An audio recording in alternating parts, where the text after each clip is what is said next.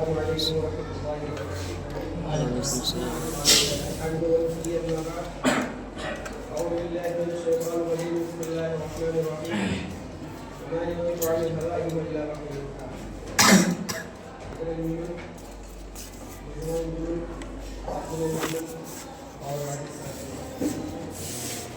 آج کی انجمن میں جو میرا موضوع ہے وہ ہے حدیث اور محدثین کی فضیلت۔ حدیث ساتھیوں، سب سے پہلے تو حدیث کسے کہتے ہیں، حدیث کے معنی کیا ہے؟ حدیث کے لغوی معنی ہے گفتگو کرنا، بات چیت کرنا۔ اور شیخ ابن صلاح رحمہ اللہ علیہ فرماتے ہیں کہ الحدیث ما اضیف الی النبی صلی اللہ علیہ وسلم من قول او فعل او تقریر او صفت۔ یہ حدیث وہ ہے جو نبی صلی اللہ علیہ وسلم کی طرف منسوب ہو، چاہے وہ قول ہو یا فعل ہو یا تقریر ہو یا صفت ہو۔ حدیث ساتھیوں، حدیث کی فضیلت اور اس کی اہمیت کو جتنا بیان کیا جائے اتنا ہی کم ہے۔ بغیر حدیث کے ہم قرآن کو نہیں سمجھ سکتے، اور بغیر قرآن کے ہم حدیث کو بھی نہیں سمجھ سکتے۔ اگر کوئی شخص یہ کہے کہ میرے لیے صرف قرآن کافی ہے تو اس کا یہ کہنا درست نہیں، یا یہ کہے کہ میرے لیے صرف حدیث کافی ہے تو اس کا یہ بھی کہنا درست نہیں۔ جس طرح قرآن ہمارے لیے ضروری ہے کہ بھائی، اسی طرح حدیث بھی ہمارے لیے ضروری ہے۔ قرآن متن ہے تو حدیث اس کی تشریح ہے، قرآن اجمال ہے تو حدیث اس کی تفصیل ہے، قرآن مطلق ہے تو حدیث مقید ہے، قرآن کے اندر اصولی باتوں کو بیان کیا گیا تو حدیث کے اندر جزیات کو بیان کیا گیا۔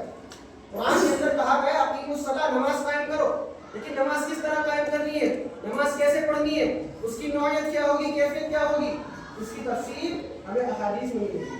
قرآن میں کہا گیا والسارق والسارقۃ فاقطعوا ایدیہما، کہ چوری کرنے والے مرد اور چوری کرنے والی عورتیں ان کے ہاتھ کاٹے جائیں، لیکن ہاتھ کس طرح کاٹے جائے، کہاں سے کہاں تک ہاتھ کاٹا جائے، اور ہاتھ کاٹنے والا شخص کون ہوگا، اس کی بھی تفصیل میرے بھائیوں میں احادیث میں ملے گی۔ تو جس طرح قرآن ہمارے لیے حجت ہے، اسی طرح حدیث رسول بھی ہمارے لیے حجت ہے۔ جس طرح قرآن ہمارے لیے ضروری ہے، اسی طرح حدیث رسول بھی ہمارے لیے ضروری ہے۔ جس طرح قرآن کے انکار کرنے والے کو کافر کہا گیا، اسی طرح میرے بھائیوں حدیث رسول کے انکار کرنے والے کو بھی دردناک عذاب کی بشارت دی گئی۔ حدیث کا انکار کرنے والا، حدیث کی تکذیب کرنے والا، ٹھکرانے والا، نہ ماننے والا، گویا کہ اللہ رب العالمین اسے دنیا میں بھی عذاب دے گا اور آخرت میں بھی عذاب سے دوچار کرے گا۔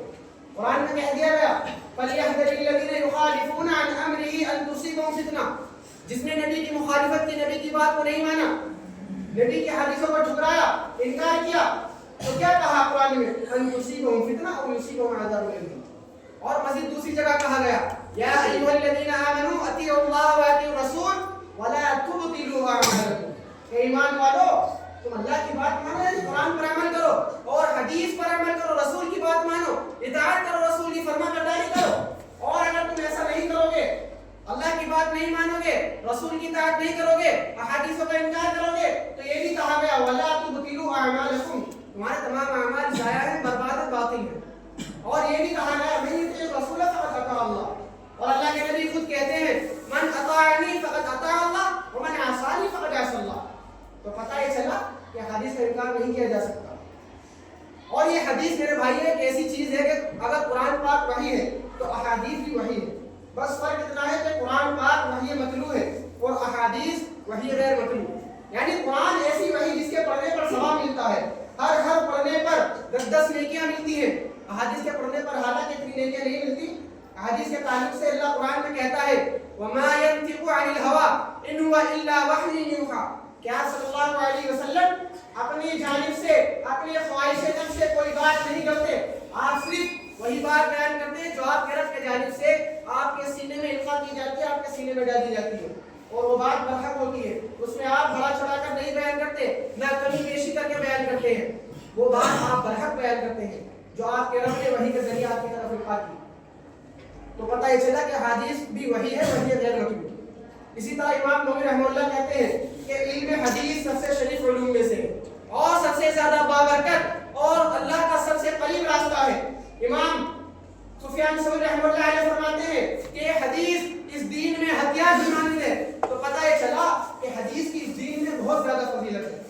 اسی طرح میرے بھائیوں محدثین کرام، ان کی بھی بہت زیادہ فضیلت ہے۔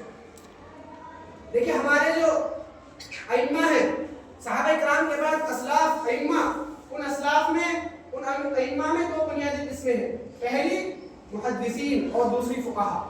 محدثین ان کا کیا کام تھا, انہوں نے کیا کارنامہ انجام دیا؟ قرآن تو نبی صلی اللہ علیہ وسلم کے زمانے میں جمع ہو گیا اور آپ صلی اللہ علیہ وسلم نے اسی ترتیب سے صحابہ کرام کو قرآن پڑھایا اور سینکڑوں صحابہ نے اس کو یاد بھی کر لیا. اب اصل مرحلہ کیا تھا؟ نبی کے اقوال مبارک کو جمع کرنا, نبی کی احادیثوں کو جمع کرنا. یہ کارنامہ کس نے انجام دیا, کس نے کر کے دکھایا؟ محدثین کرام نے. میرے بھائیوں, اس امت کے بہت بڑے مفسر محدثین کرام, محمد بن اسماعیل, مسلم بن حجاج, محمد بن عیسیٰ, مالک بن انس, احمد بن محمد بن حنبل, محمد بن ادریس, نعمان بن ثابت. یہ کون تھے میرے بھائیوں؟ یہ وہ اہم محدثین کرام تھے جنہوں نے ایک نہیں, دو نہیں, تین نہیں, بلکہ سینکڑوں ہزاروں حدیثوں کو اپنی کتابوں میں درج کیا, اپنی کتابوں میں جمع کیا. اور محمد بن اسماعیل, جن کو ہم امام بخاری کے نام سے جانتے ہیں, ان کی کتاب بخاری شریف, ان کے بارے میں آتا ہے کہ 194 ہجری میں ان کی پیدائش اس دار فانی میں تشریف لائے اور چھوٹی عمر میں حفظ مکمل کر لیا.